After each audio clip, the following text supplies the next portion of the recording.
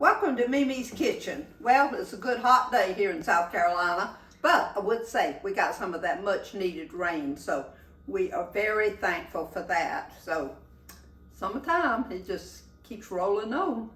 Y'all, today we'll squash are in season and zucchini. A lot of people have them. They have, and if you ever plant squash, they produce very well. One bush will usually give you 5 or 6, 7, maybe squash or 2. The first time we planted squash, we planted a row. I don't know. It was the size of the width of our lot that we lived in, and we planted all squash. Well, good grief! I thought we were gonna have to go to market. We had so many squash. They were everywhere, so we did everything. We made squash pickle. We made squash everything. So this is a recipe. It is on page 34. And it's called Yellow Squash and Zucchini Casserole.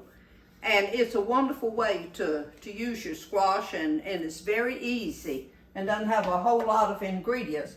So the first thing I did, and I've already done this, y'all, I cut up 6 squash, and they were about the size of a cucumber. So that'll kind of let you know. And I cut up 3 zucchini, and then this is 1 large Vidalia onion that I cut up. So it's ready. What we're going to do is we're going to saute that. You saute it until it's a little tender.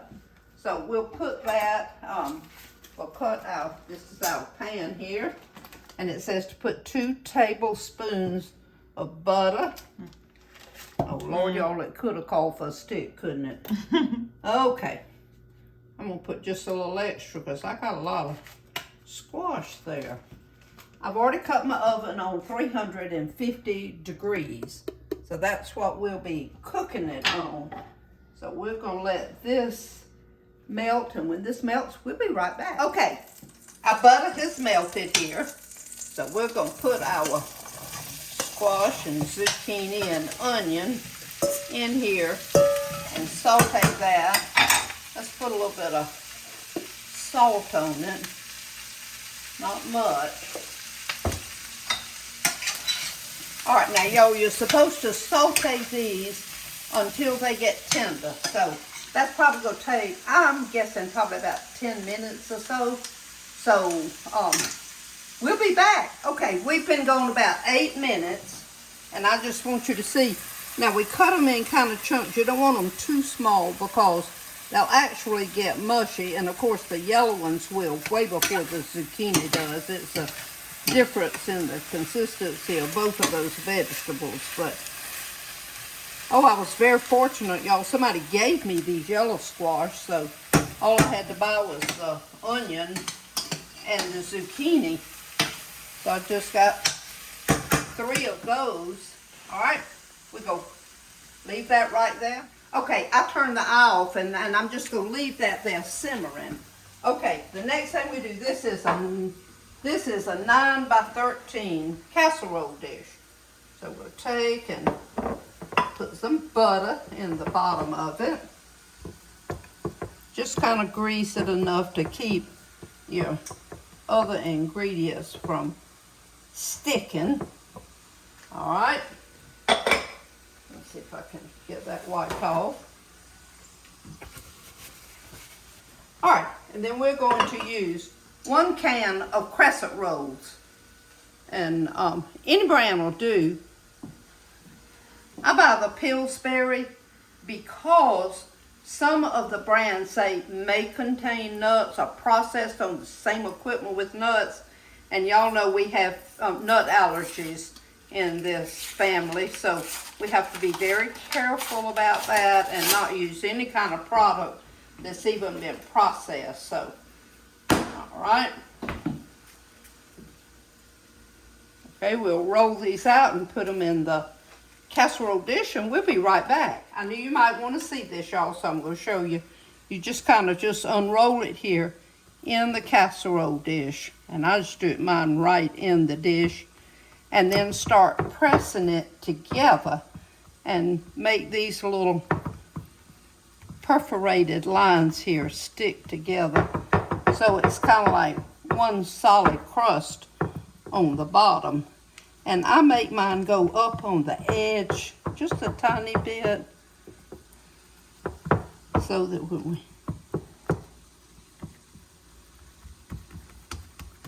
Okay.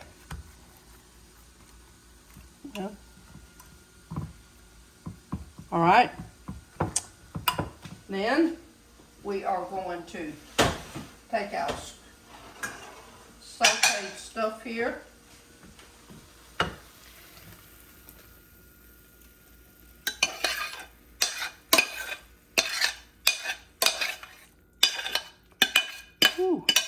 Y'all, that smells good. I could just eat that just like it is. Me too. Of course, I'm a squash lover. Me too. Okay, so we're just going to spread this out all over our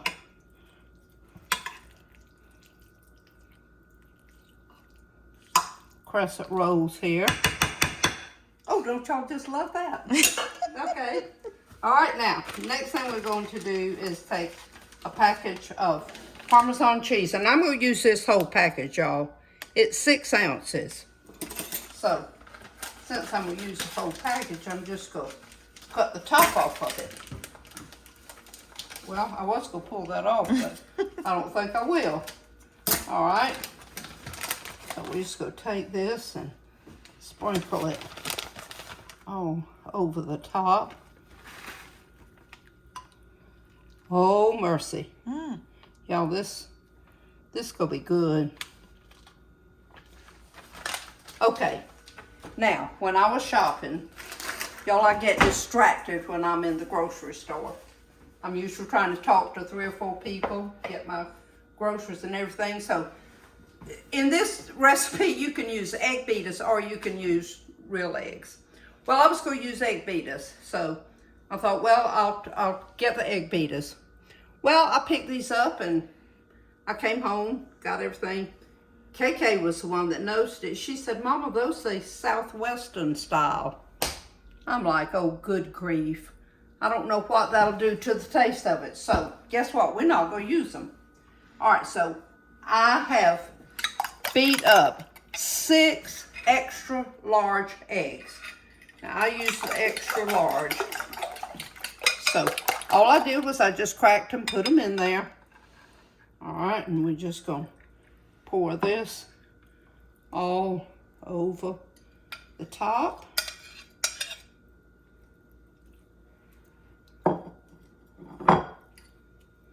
Oh, yeah. This is going to be good.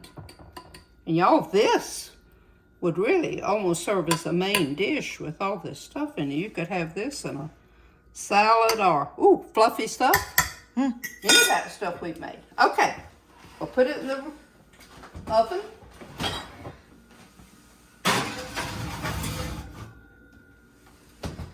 And I would like to tell you, I do cook on the bottom rack. We have a lot of questions about that. And y'all, I don't know why. I guess my mama cooked on the bottom rack, but I have all my life. I cook on the bottom rack, and then if it needs extra browning on the top, then I'll move it up the last few minutes if I have to.